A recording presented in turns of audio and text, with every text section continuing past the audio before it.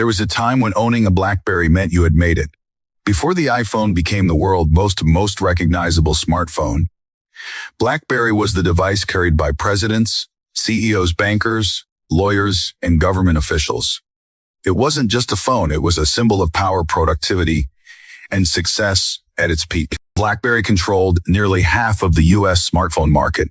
Millions of professionals depended on it every day, and investors believed its dominance would last for decades. But within just a few years, the company that invented mobile productivity lost almost everything. How did one of the most successful technology companies in history collapse so quickly? The answer begins in Canada. In 1984, two engineering students, Mike Lazaridis and Douglas Friedgen, founded a small company called Research in Motion, or REM. Unlike many technology startups chasing consumer gadgets, Rhode Island M focused on wireless communication and secure data transmission. Their philosophy was simple: build reliable technology that solved real business problems. That opportunity arrived in 1999 with the launch of the first BlackBerry. The device looked modest by today's standards. It had a tiny screen, a full physical keyboard, and almost no entertainment features. But it did one thing better than anything else on the market. Email for the first time.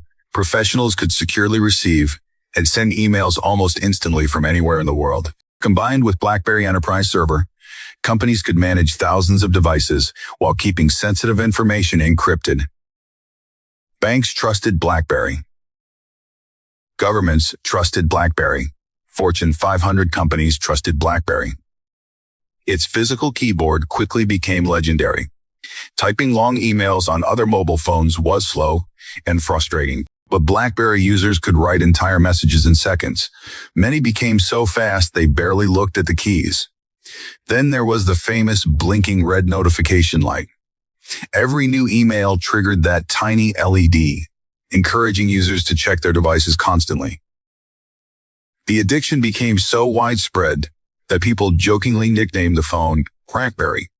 In 2005, BlackBerry became even more valuable after launching BlackBerry Messenger, or BBM. Long before WhatsApp or iMessage, BBM offered instant messaging, read receipts, and group chats over the internet. It quickly became one of the most popular messaging services in the world. By the late 2000s, BlackBerry wasn't just selling phones. It controlled an entire ecosystem of hardware, software, messaging, and enterprise security. Business was booming, profits were soaring, and few believed anyone could challenge its position. Then, on the 9th of January 2007, everything changed. Steve Jobs walked onto a stage in San Francisco and introduced the first iPhone at first. BlackBerry's leadership wasn't worried. The iPhone had no physical keyboard. It lacked enterprise security. It was expensive, and its battery couldn't be replaced. From BlackBerry's perspective, it looked more like an entertainment device than a serious business tool. Technically, many of those criticisms were true.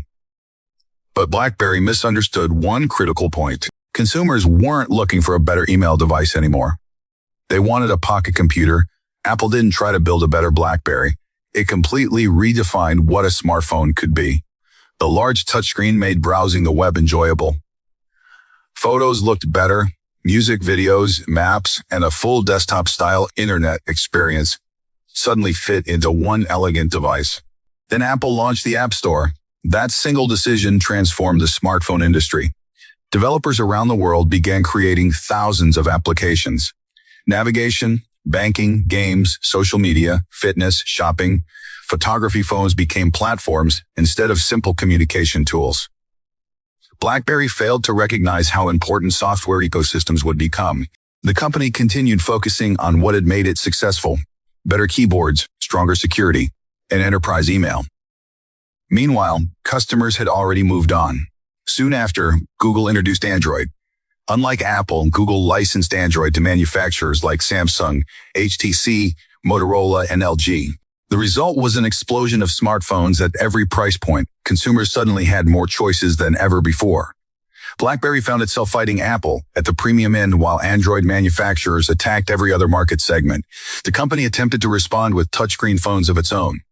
Unfortunately, the experience felt outdated. Its operating system had originally been designed for keyboard navigation, making touchscreen controls feel slow and awkward. Reviews criticized the software, and developers showed little interest in building applications for the platform. BlackBerry knew it needed something entirely new. The company acquired QNX Software Systems and began developing BlackBerry 10, a modern operating system intended to compete directly with iOS and Android. Years passed. In the smartphone industry, that was an eternity. When the BlackBerry Z10 finally launched in 2013, many reviewers praised its clean interface, smooth multitasking, and innovative gesture controls. But by then, the market had already chosen its winners. Consumers had invested heavily in Apple's App Store and Google's Play Store.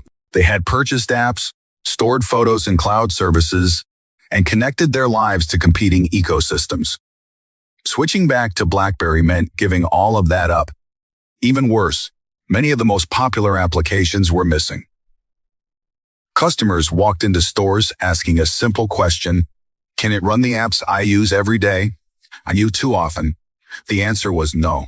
Sales of the Z10 disappointed almost immediately. BlackBerry eventually announced nearly $1 billion in inventory write-downs after producing far more devices than customers wanted. Its market share collapsed. Its stock price followed. The company changed its corporate name from Research in Motion to BlackBerry, hoping to rebuild its identity, but the problems ran much deeper than branding.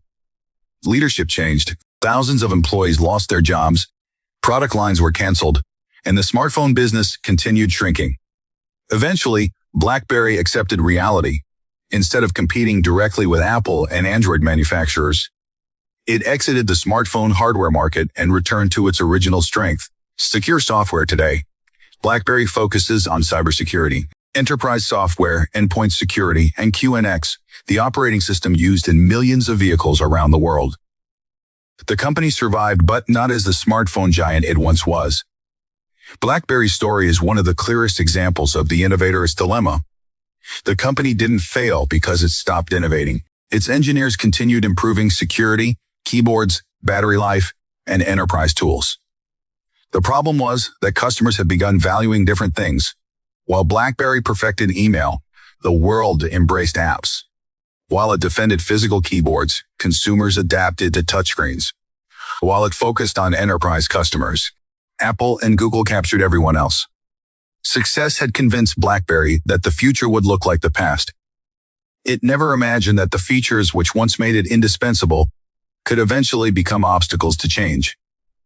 Technology history is filled with companies that lost because they reacted too slowly. BlackBerry reminds us that even industry leaders can disappear when they underestimate changing customer expectations. Its legacy lives on, not as the king of smartphones, but as one of the greatest business lessons ever written. In technology, yesterday's greatest advantage can become tomorrow's greatest weakness. The companies that survive aren't always the ones with the best products. They're ones willing to reinvent themselves before someone else does.